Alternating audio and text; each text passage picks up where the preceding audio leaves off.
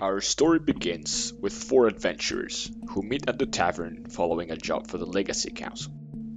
This group of adventurers consists of a dwarf fighter who used to work for the law, an elf cleric who comes from a noble family but wanted to see the outside world, a halfling mercenary, and a human wizard who worked as a philosopher but wanted to experience things firsthand. Somehow, the four of them found themselves in some peculiar situations on their way to the tavern. The wizard got herself captured by some bandits, who somehow forgot the main thing about a jail, which is to close the main gate, which allowed her to easily escape. The dwarf found himself surrounded by wolves in a narrow bridge, and by pushing one down and destroying the surprisingly fragile bridge, he managed to get past them. The cleric somehow fell down a hole which ended up having an orc camp, and by using the impressive tactics of waiting patiently, managed to leave without being seen.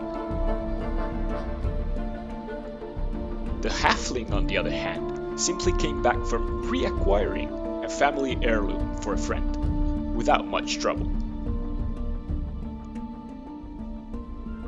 After the brief introduction, the four of them are interrupted by the quest giver himself, who tells them that in order to know more about the job and proceed, they have to get sworn in by the council. Our adventurers then proceed to said Legacy Council, and in an unexpectedly short ceremony, are sworn in and become deputies. They are then told that their job consists on checking in on Captain Henrik, who is in charge of Lem outpost and has not reported in a while. Well, simple enough. After a good night's sleep, our new deputies travel towards Lem without some major issues, just some simple bandits.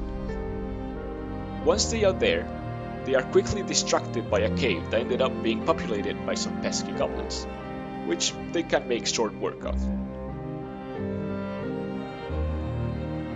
Finally, they reach the outpost, which seems to be deserted, but after pushing in a bit more, they find a group of surviving guards, who tell them that the outpost was attacked by Sorax, an until now rumored race of dangerous humanoid lizards, which is then confirmed when they are attacked, while still trying to figure out exactly what happened, and shortly after, they find themselves fully surrounded.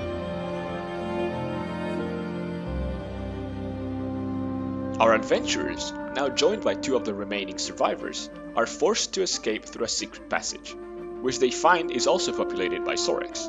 But by clever use of tactics, our group managed to deal with them without any major setbacks.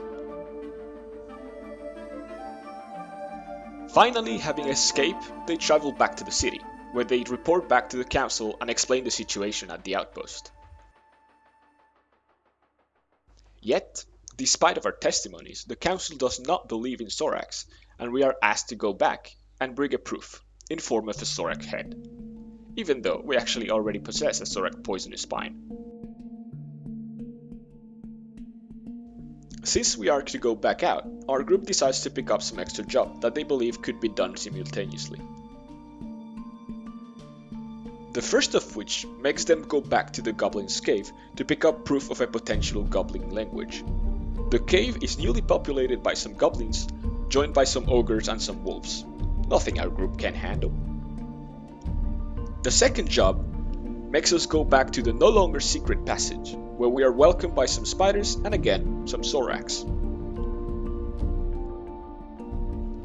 With these two quests completed, our team is in dire conditions, and decide to travel back to the city.